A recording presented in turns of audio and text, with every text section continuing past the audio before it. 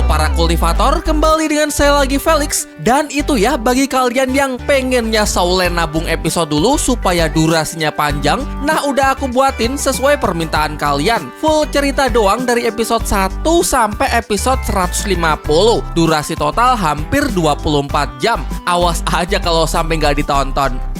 Dan baiklah para kultivator, sekarang mari kita lanjutkan ke episode berikutnya, Saulen 2 Unrivaled Tangsek episode 151. Kita recap sedikit pada episode sebelumnya ya. Dubusi meledakkan dirinya sendiri. Ia berkorban demi memastikan operasi ini berhasil. Namun sayangnya pas keledakan, Su Tianran masih hidup dan hanya terluka saja. Justi mendatanginya dengan panik, menjelaskan bahwa anak mereka telah diculik. Namun Su Tianran nampak tidak peduli karena yang ada di otaknya hanya bagaimana ia bisa menaklukkan benua Dolo. Masalah putra mahkota yang hilang, ia pikir tinggal buat lagi saja. Sementara itu, Yu Hao menentang keras Dou Luo Tianyang yang telah melakukan misi penculikan bayi tersebut. Ia mendesak agar bayi tak berdosa tersebut segera dikembalikan karena menurutnya misi ini merupakan tindakan yang sangat hina. Namun Tianyang bersikeras untuk menolak permintaan Yu Hao karena dengan menyandera putra mahkota Kekaisaran Liyue, menurutnya kelak bisa menjadi kartu as untuk mereka bisa memenangkan perang. Perdebatan yang tidak berujung memaksa Yu Hao untuk keluar dari ruang rapat. Hingga tepat tengah malam, diam-diam ia berniat ingin membawa kabur bayi tersebut untuk ia kembalikan sendiri bersama Tang Wutong. Sayangnya aksinya ketahuan. Bahkan Tianyang mengancam kalau saja Yu Hao tetap keras kepala ingin mengembalikan bayi tersebut, maka jangan harap bisa pulang ke Akademi Shrek dengan selamat.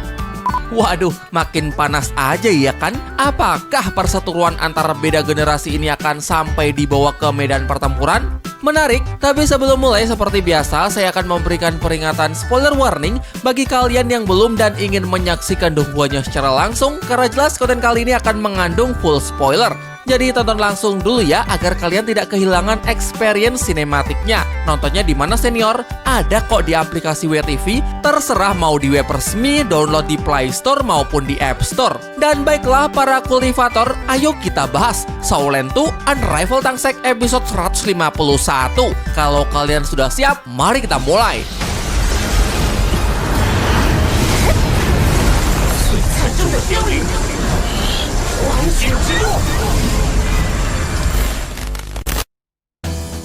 Perdebatan panas antara Huo Yuhao dan Dou Luo Tianyang masih berlanjut. Yu Hao tetap teguh pada pendiriannya bahwa hari ini ia pasti akan mengembalikan bayi ini, dan siapapun yang mencoba untuk menghalanginya tidak akan ia biarkan.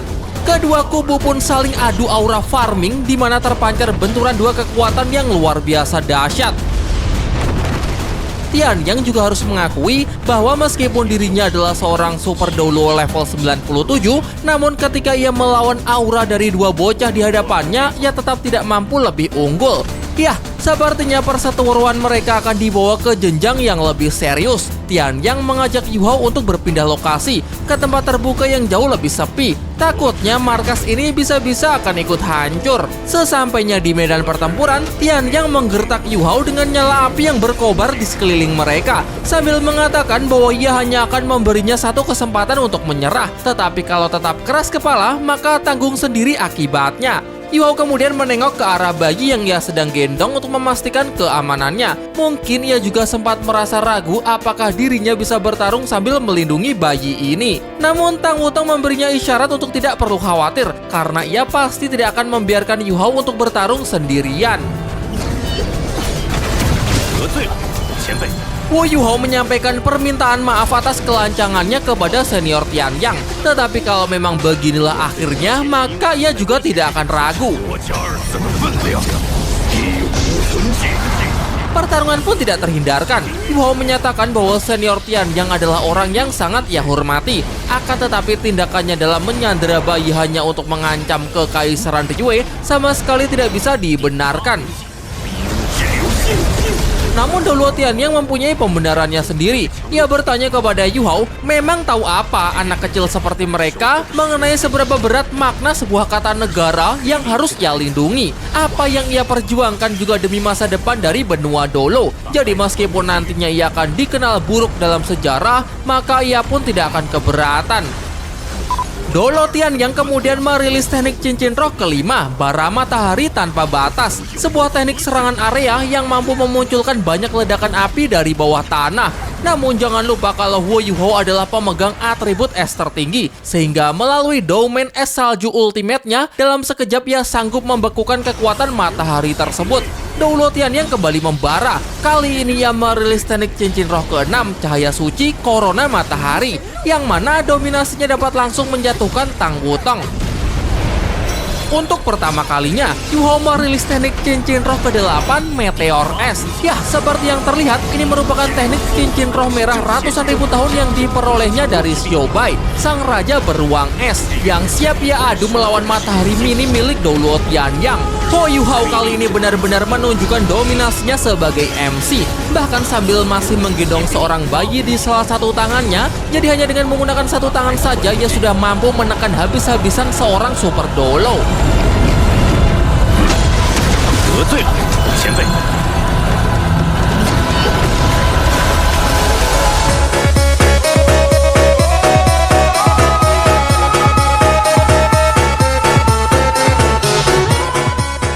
Bagi Yuhao, perang bukan sekedar soal adu kekuatan, bukan juga soal menang maupun kalah. Namun lebih dari itu, ini adalah pertarungan antara kebenaran melawan kejahatan. Dengan mengembalikan bayi ini kembali ke istana Riyue, maka mereka sudah menunjukkan suatu kebenaran kepada masyarakat serta hati nurani sebagai manusia. Karena memang itulah bentuk keadilan sejati. Bahkan mereka juga bisa menggunakan bayi ini untuk menggoyahkan hubungan Su Tianran dengan permaisurinya. Sehingga dengan begitu pengorbanan senior Dubushi akan menjadi jauh lebih bermakna. Untuk itu ia menyarankan senior Tianyang agar bersedia menyerah sampai di sini. Di samping itu, Yuhao berhasil sepenuhnya menekan senior Tianyang berkat bantuan Tang Wutong yang mengalihkan perhatiannya. 甚至可以利用这个暗区天然和橘子的关系。 Dan terakhir, keduanya merilis teknik penyatuan roh pelindung, memudar dalam cahaya, jalan keemasan. Sebuah teknik yang bisa membekukan apapun yang dilaluinya, bahkan seorang super Doulo.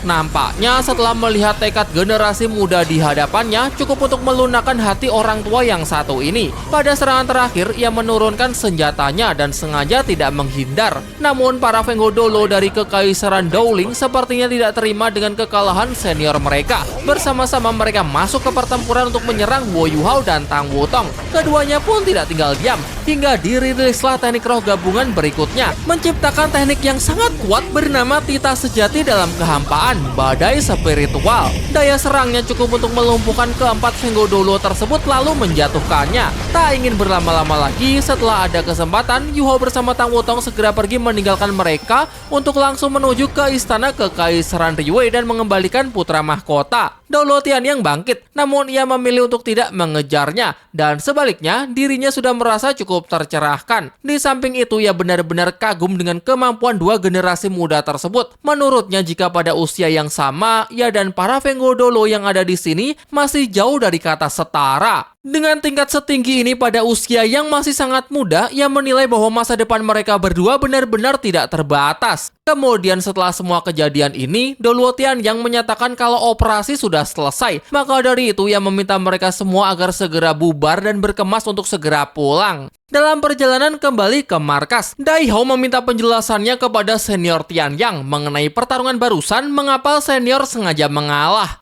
Tianyang kemudian malah balik bertanya, apakah menurutnya ia sungguh akan menggunakan seorang bayi untuk mengancam lawannya. Ia mengaku telah tercerahkan berkat perkataan Yuhao. Memang benar bahwa jika Su Tianran masih hidup, maka menyandera putra mahkota tidak akan berarti apa-apa. Justru dengan mengembalikan bayi tersebut, maka itu justru bisa memicu kecurigaan antara Su Tianran dengan para bawahannya, sehingga akan menguntungkan bagi pihak ketiga Kekaisaran Doulo asli. Jadi ia ingin membiarkan dua generasi muda itu untuk mendapatkan jasa ini.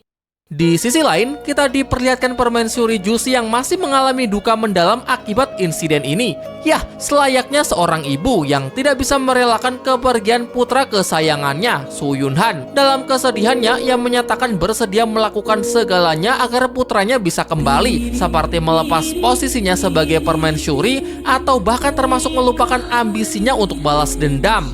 Wo Yuhao tiba-tiba datang dan langsung menegaskan ucapan tersebut. apakah Jushi benar-benar bisa melepaskan ambisi balas dendamnya. Jushi pun langsung berlari untuk menjemput putranya dari tangan Yu Hao. Dan di momen ini, Yu Hao terlihat begitu terharu karena ia teringat dengan sosok ibunya yang telah meninggalkannya sejak kecil. Jadi saat menyaksikan Jushi memeluk putranya, ini seperti melihat dirinya sendiri sewaktu kecil. Ia benar-benar bisa memahami betapa menyakitkannya seorang anak yang telah kehilangan ibunya. Setelah melepas kerinduannya terhadap Su Yunhan, Jushi tahu pasti ada sesuatu di balik niat baik ini. Jadi ia bertanya apa yang sebenarnya diincar oleh Yu Hao. Informasi rahasia Su Tianran kah atau kendali atas pasukan tempur? Namun tebakannya salah. Yu Hao mengaku tidak mengincar apapun. Baginya jika Su Tianran tidak mati, maka menculik putranya sebagai sandera tidak akan ada gunanya lagi. Kata-kata terakhir tersebut nampaknya cukup terngiang-ngiang di telinga Jushi. Dalam perjalanan pulang, Tang Wutong bertanya kepada Yu Hao, apakah ada makna tersembunyi di balik kata-kata tersebut? Yah, Yu Hao mengatakan bahwa hal ini berkaitan dengan wasiat terakhir senior Dubushi yang telah ia terima. Tentu saja ia harus menyelesaikan tugas yang belum sempat beliau tuntaskan.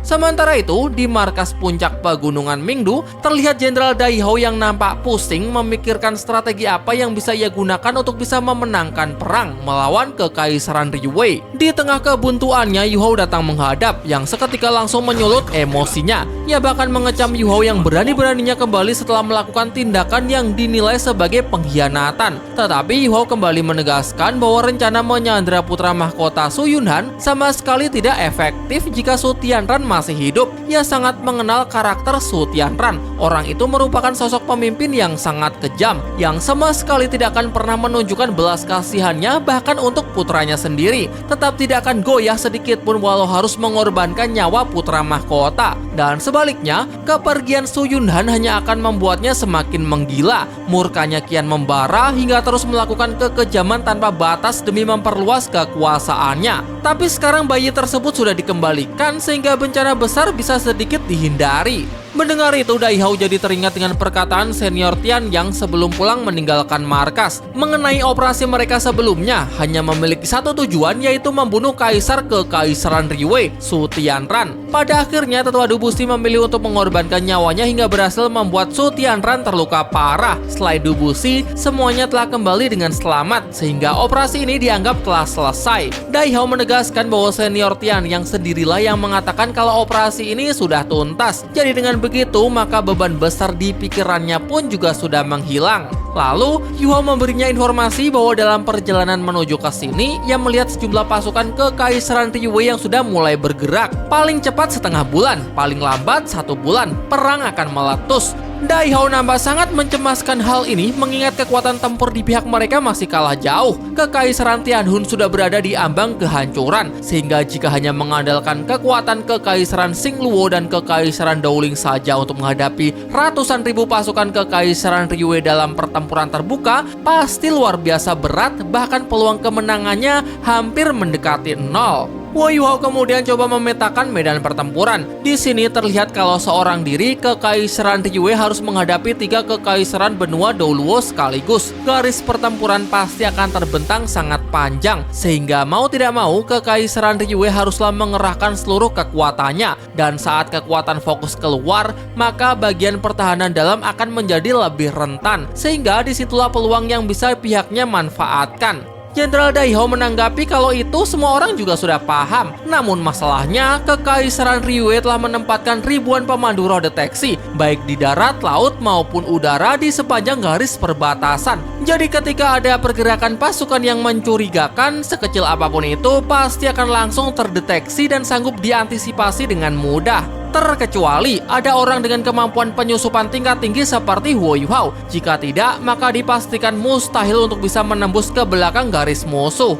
Yu Hao kemudian membisikkan sesuatu kepada Jenderal Dai Hao yang langsung membuatnya nampak terkejut seperti telah menemukan solusi dari permasalahan ini. Belum jelas apa yang Yu Hao bisikan, namun yang jelas Yu Hao bisa membantu dalam mengatasi garis belakang musuh. Di medan perang terbuka, mungkin pihak mereka tidak akan bisa menandingi pasukan master pemandu roh Kekaisaran Liyue yang terlampau kuat. Jadi hanya dengan mengguncang fondasinya, maka pihak mereka baru berpeluang untuk bisa membalikkan situasi. Kalau memang seperti itu, Jenderal Dai Hao pun langsung sepakat. Medan perang terbuka serahkan saja pada dirinya. Bahkan dengan nyawanya sekalipun, ia pasti akan menahan musuh di medan tempur dan menciptakan peluang untuk Yu Hao. Dengan begini, pintu kemenangan telah kembali terbuka lebar. Sekali lagi, Dai Hao memuji kejeniusan Huo Yu Hao dan yakin bahwa senior Du Buxi pasti sangat bangga dengan generasi muda yang satu ini. Keluar dari tenda, Dai Luoli ternyata sudah menunggunya. Selama ini ia sudah banyak mendengar cerita tentang kehebatan Huo Yu Hao yang membuatnya semakin mengagumi kakaknya tersebut. Dengan bangga ia juga pamer tentang kultivasinya yang sudah berhasil mencapai Master Roh 5 cincin. Ia mengaku benar-benar telah termotivasi lewat kata-kata Yu Hao sebelumnya,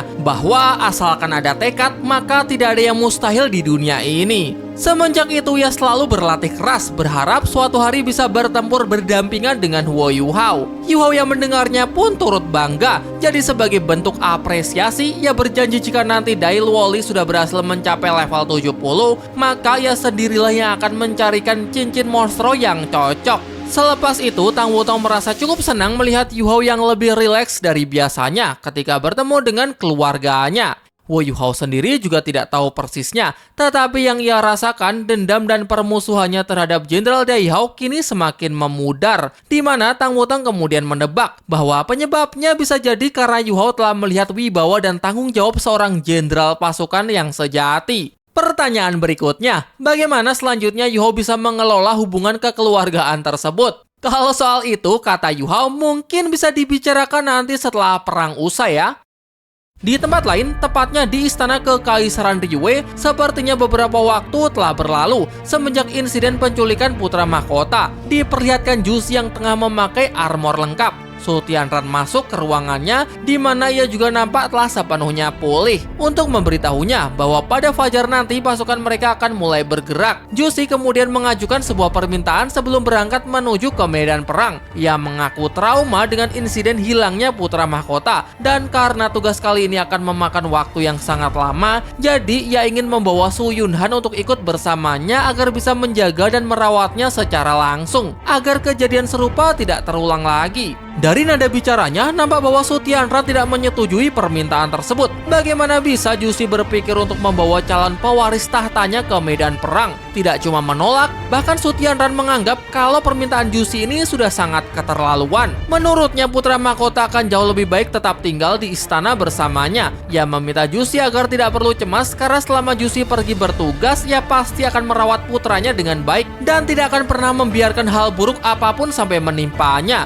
Jadi lebih baik fokus saja pada tugas kali ini, memimpin 3 angkatan pasukan Kekaisaran Liyue, serta berjuanglah sepenuh hati demi masa depan negara mereka. Dan Su Tianran berjanji bahwa ketika Jusi telah kembali dengan membawa kemenangannya, maka ia pasti akan menjemputnya bersama putra mahkota secara langsung untuk merayakannya. Singkat cerita, sesuai keinginan dari Su Tianran, Jusi mulai menjalankan tugasnya di militer. Namun ingat bahwa ini tidaklah gratis. Orang itu telah menjadikannya alat sempurna untuk membangun kekuasaannya. Ia menerimanya. Namun untuk Su Yunhan, ia tidak akan pernah membiarkannya dijadikan alat yang bisa dikorbankan sesuka hati. Kemudian teruntuk Huo Yu Hao dan Su Tianran, Jusi menyatakan bahwa mulai sekarang ambisinya bukan lagi cuma untuk balas dendam, melainkan selangkah demi selangkah untuk mengangkat Su Yunhan menuju singgasana tertinggi. Nah, si Oren lama-lama makin ngelunjak ya. Udah nyuri DNA orang, sekarang mau bikin anaknya jadi raja. Ada. Oke, itulah tadi scene terakhir Shaolan 2 Unrivaled Tangsek episode 151. Makin menarik, apalagi di awal kita langsung disuguhin baku hantam. Ya meskipun singkat tapi lumayan lah ya buat bahan JJ, canda. Sekarang daripada gabut, mari kita bahas hal menarik apa aja yang ada di episode kali ini. Mungkin ada detail kecil yang kalian lewatkan, alur cerita yang masih membingungkan dan segera butuh pencerahan, atau mau sekedar bahas-bahas teori aja nih. Baiklah, kalau kalian sudah siap, mari kita mulai. Dari beberapa episode terakhir, nih orang tua emang ngeselin ya. Baru debut aja udah langsung ngeremehin MC. So-soan gak mau dipimpin sama Yu Hao, terus sekarang malah mau nyulik bayi. Ya, dalam pertarungannya melawan Yu Hao dan Tang Wutong, Tian Yang mengaku rela melakukan hal yang memalukan demi negaranya.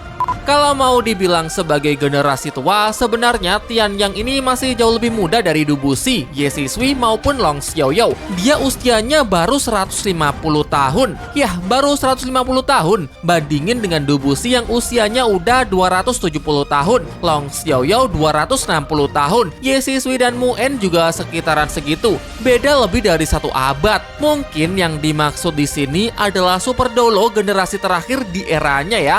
Jujur emang agak ribet kalau bahas soal usia di Shaolan. Tampilan fisik juga sangat menipu, karena fokusnya itu cuma di level kultivasi aja, jadi usia nggak begitu penting. Sebenarnya Dolo Tian Yang adalah karakter yang cukup unik, pragmatis, dingin yang retak dari dalam. Bukan seorang penjahat, tapi juga bukan sosok yang terlihat bijaksana. Mungkin ia memang berpikir jangka panjang, menganggap manusia sebagai bagian dari perhitungan. Keputusan-keputusannya emang keras, tetapi tetap mempunyai logika. Ya sesimpel, sebenarnya aku nggak suka ini, tapi ini perlu jadi harus dilakukan. Karakternya terbentuk oleh perang, kemungkinan besar dia sudah terlalu lama hidup dalam konflik. Terlebih lagi ancaman kekaisaran Riyue itu nyata dan sudah ada di depan mata. Melihat negara tetangganya yang udah diambang kehancuran, tentu saja ia rela melakukan segalanya, termasuk menculik bayi untuk dijadikan sandera. Meskipun jelas ya secara moral dia juga tahu kalau itu adalah perbuatan yang salah. Trauma masa lalu bisa jadi juga selalu menghantuinya. Sebenarnya ini sudah ditunjukkan dari awal kemunculannya. Bahkan Dubushi sempat mengatakan kalau Tian Yang ini terus merasa gelisah sampai-sampai tidak menyadari potensi Wo Yuhao. Bisa dikatakan Dubushi dan Tian Yang ini adalah rival sekaligus juga sahabat. Dubushi adalah pelindung kekaisaran Tianhun, sementara Tian Yang adalah pelindung dari kekaisaran Dowling. Dan seperti yang sudah pernah saya jelaskan, kalau dua kekaisaran ini dahulu adalah satu kesatuan, yaitu Kekaisaran Besar Tiandao. Percakapan keduanya di adegan sebelum keberangkatan operasi juga menunjukkan keakraban dan sikap saling percaya. Jadi ketika Dubushi mati karena lebih memilih untuk mengorbankan dirinya dalam operasi ini, sedikit banyak pasti mental Tian Yang juga terguncang karena bisa dibilang ia telah kehilangan sahabat seperjuangannya. Tidak bisa berpikir dengan jernih sehingga meluapkan emosinya terhadap bayi yang tidak berdosa. Makanya ketika akhirnya Yuhao berhasil menyadarkannya, terbersit di ingatannya mengenai percakapan terakhirnya bersama Dubushi. Kita mungkin boleh tidak setuju dengan keputusannya. Melibatkan bayi yang tak berdosa dalam konflik peperangan adalah sebuah kejahatan. Namun kita bisa sama-sama memahami betapa desperate-nya orang tua yang satu ini. Dahulu ia adalah orang rasional dan memegang moral tinggi. Tetapi karena situasi negaranya yang semakin terdesak, kalah perang, tekanan politik, dan korban yang terus berjatuhan, sehingga mulai membenarkan cara-cara ekstrim. Tapi lucu ya, ternyata nggak sedikit juga para fans yang tidak sependapat dengan Wo Yuhao. Di Facebook ada yang berpendapat, kali ini gua setuju sama Tian Yang Dolo. Ini pendapat gua, kalau bayinya nggak diambil, pemulihan kekaisaran Riyue pasti bakal cepet. Apalagi Su Tianran gagal mati. Tapi gua heran kenapa Yuhao malah membantah. Kata Yuhao, bayi tidak bersalah. Tapi at least kalian tuh pulang bawa hasil. Toh Su Tianran licik penuh tipu daya, mungkin dalam seminggu tuh kekaisaran pulih, abis itu semua dibabat. Yuhao ente pewaris dewa emosi, pakai emosi kecerdikan lah. Ada yang komen dan kebanyakan menyatakan kalau mereka setuju. Sok suci, padahal kondisinya lagi perang. MC malah ngedepanin egonya. Setelah dipikir-pikir tidak buruk juga lihat MC modelan kayak gini disengsarain. Ini parah sih ya. Kenapa banyak yang setuju dan membenarkan penculikan bayi? Pertama, ya bayi memang tidak berdosa, tidak tahu apa-apa soal perang sehingga tidak seharusnya dilibatkan dalam urusan perang, tidak punya kewajiban untuk menyelesaikan peperangan dan mempunyai hak mutlak untuk bertumbuh dan berkembang. Kedua, Su Tianran nggak bakal peduli. Rencana awal adalah membunuh Su Tianran, kemudian otomatis Jusika naik untuk menggantikannya tuh. Nah, disinilah putranya akan dijadikan sebagai sandera untuk mengancam kekaisaran Riyue. Berbeda dengan Su Tianran, sebagai seorang ibu, Jusi pasti jauh lebih mementingkan putranya di atas segalanya. Jadi rencana ini akan jadi sangat efektif. Tapi kalau Su Tianran masih hidup, kendali tetap di tangan Su Tianran. Dan kalau dia bilang bayi itu nggak penting, nah terus apa gunanya rencana penyanderaan ini? Gitu loh ya. Dan lebih parahnya lagi apa? Justru setelah kehilangan putranya, Su Tianran akan semakin menggila tanpa rem. Itulah yang ditakutkan oleh Wo Yuhao. Kemudian di postingan itu dikatakan bahwa Yuhao sebagai calon dewa emosi harusnya menggunakan emosi kecerdikannya. Pertama, kecerdikan itu bukan salah satu bentuk emosi ya adik-adik. Justru Yu Hao di sini sangat menggunakan emosinya. Emosi dari perasaan kesedihan akibat rasa kehilangan. Yah, sejak kecil ia sering menyaksikan ibunya menderita dan satu-satunya yang memberinya kebahagiaan dan kekuatan untuk tetap hidup adalah kehadiran putranya. Jadi ketika ia melihat seorang ibu yang putranya diambil, maka ia paham kalau dunianya pasti akan hancur. Kemudian dari sisi anak, Yu Hao sangat relate betapa sedihnya ketika seorang anak dipisahkan dari sosok ibunya. Jadi sangat wajar ia memilih untuk mengembalikan Su Yunhan kepada Jushi dan memilih untuk tidak akan membiarkan ada orang yang tega memisahkan anak dengan ibunya. Jadi gitu ya. Justru di sini jelas sisi emosi Yu Hao ditunjukkan begitu kuat. Bahkan seandainya ini adalah bagian dari ujian dewanya sebagai pewaris dewa emosi, maka dengan keputusannya ini ia sudah menyelesaikannya dengan sangat baik. Tapi kalau kalian tim yang mana? Tim yang setuju penculikan bayi atau tim yang setuju dikembalikan aja? Komen ya. Dalam flashback Dai Hao, kata-kata yang disampaikan oleh Doulo Tianyang adalah upaya untuk membersihkan nama Dubushi. Dia secara resmi telah menutup operasi penakluk kaisar. Ia ingin sejarah mencatat bahwa operasi ini hanya memiliki satu tujuan, yaitu membunuh Kaisar Su Tianran. Kemudian Dubushi mengorbankan nyawanya hingga berhasil membuat Su Tianran terluka parah. Selain beliau, semuanya telah kembali dengan selamat sehingga operasi ini resmi ditutup. Yah, ia sengaja menghilangkan tujuan kedua yaitu menculik putra mahkota. Karena kalau tidak, maka pengorbanan Dubushi demi menculik seorang bayi akan menjadi aib bagi benua Doulo. Benua Doulo akan mengenal Dubushi sebagai pahlawan, bukan penjahat yang tidak bermoral. Dari sini kita juga akhirnya paham ya kenapa operasi ini bukan diberi nama operasi pembunuhan kaisar. Karena tujuan utamanya sebenarnya bukanlah itu, melainkan memang untuk menaklukkan kekaisaran Ryue melalui penyanderaan putra mahkota. Masih membahas soal Doulo Tianyang, tapi sekarang mari kita bahas kekuatan dan level kultivasinya yang sudah menyandang gelar Super Doulo level 97. Sesuai namanya, Doulo Tianyang yang berarti Doulo matahari dari surgawi, nama yang sama dengan nama roh pelindungnya. Dia adalah mas roh tipe penyerang dengan atribut api yang mempunyai tingkat di atas roh pelindung matahari. Intinya atributnya api yang sangat tinggi tapi masih sedikit di bawah atribut api ultimate. Makanya kalah saat diadu dengan atribut es ultimate milik Wo Yu Hao. Secara kultivasi, Tianyang sudah berada di level 97 dengan konfigurasi cincin roh yang standar ya. 2 cincin kuning, 2 cincin ungu, dan 5 cincin hitam. Dia nggak punya cincin roh merah ratusan ribu tahun. Agak disayangkan emang untuk seseorang yang katanya sesepuh yang terkuat di Kekaisaran Dowling, tapi nggak punya cincin warna merah. Dubushi aja punya 3 biji, Tetua Xuanzi punya 1, Long Xiaoyao punya 2, dan Ye Sisui punya 3. Bahkan ke-6 cincin pertamanya semuanya warna hitam. Satu-satunya yang bisa diunggulkan dari Doulo Tianyang mungkin hanyalah jenis roh pelindungnya yang langsung mampu mendominasi di awal dengan merubah area sekitar menjadi medan api. Teknik cincin roh yang sudah ditunjukkan sejauh ini baru 2 ya. Teknik cincin roh kelima, Terik Matahari. Kemampuan untuk menciptakan matahari mini di atas arena pertempuran, lalu membakar arena dengan banyak ledakan api dari bawah tanah. Kemudian teknik cincin roh ke-6, Corona Matahari. Tianyang melebarkan jangkauan dari api matahari mininya dan menaikkan suhunya secara signifikan. Yah, tapi sesuai dengan apa yang dikatakan oleh Dai Hao, Tianyang memang sengaja mengalah atau setidaknya tidak mau bertarung sekuat tenaga. Terlihat bahwa ia hanya menahan dirinya pada 2 teknik cincin roh tersebut, bahkan tidak menunjukkan wujud avatar roh pelindung atau teknik cincin roh ke-9-nya. Namun Yu Hao pun juga tidak terlalu serius, karena bagaimanapun juga Doulo Tianyang bukanlah musuhnya. Jika sampai ada yang cedera serius dalam pertarungan ini, maka itu hanya akan merugikan pihak mereka. Jadi kalau 2 master roh lintas generasi ini benar-benar all in dan bertarung sekuat tenaga, kalian akan pegang siapa? Komen ya. Keluarga kecil akhirnya berkumpul. Izin ya, ini Tang Wutong bisa minggir dulu nggak sih?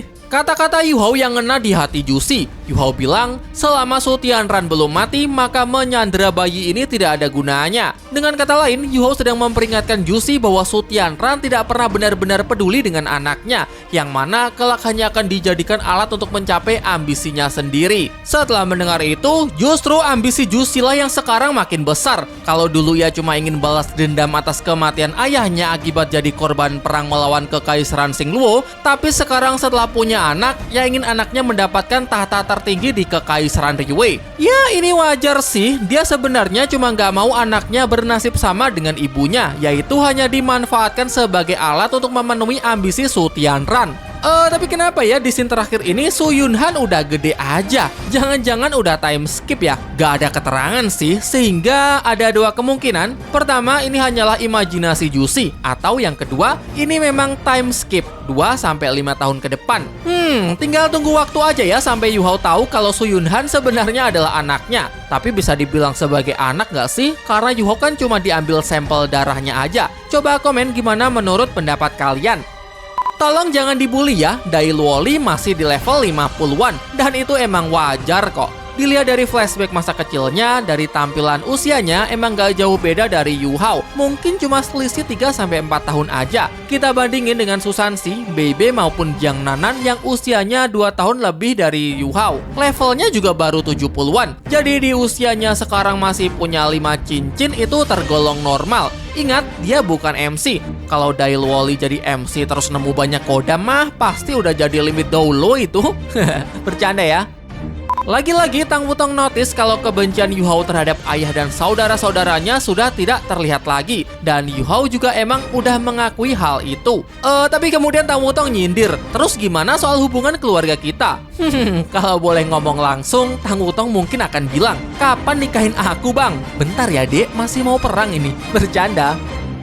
Apa sih yang dibisikkan Yu Hao kepada bapaknya? Gak ada yang tahu persis sih, tetapi seharusnya adalah rencana untuk menyerang Kekaisaran Liyue dari dalam, sesuai dengan apa yang sedang didiskusikannya oleh bapak dan anak ini. Dan ini akan nyambung dengan trailer yang akan kita bahas setelah ini. Tapi yang aneh itu, kenapa mesti dibisikin sih? Emang siapa yang sedang menguping? Kan ini di markasnya sendiri. Kalau takut ada alat deteksi Kekaisaran Liyue, nah kemarin kan rapat operasi juga di sini. Aneh bener.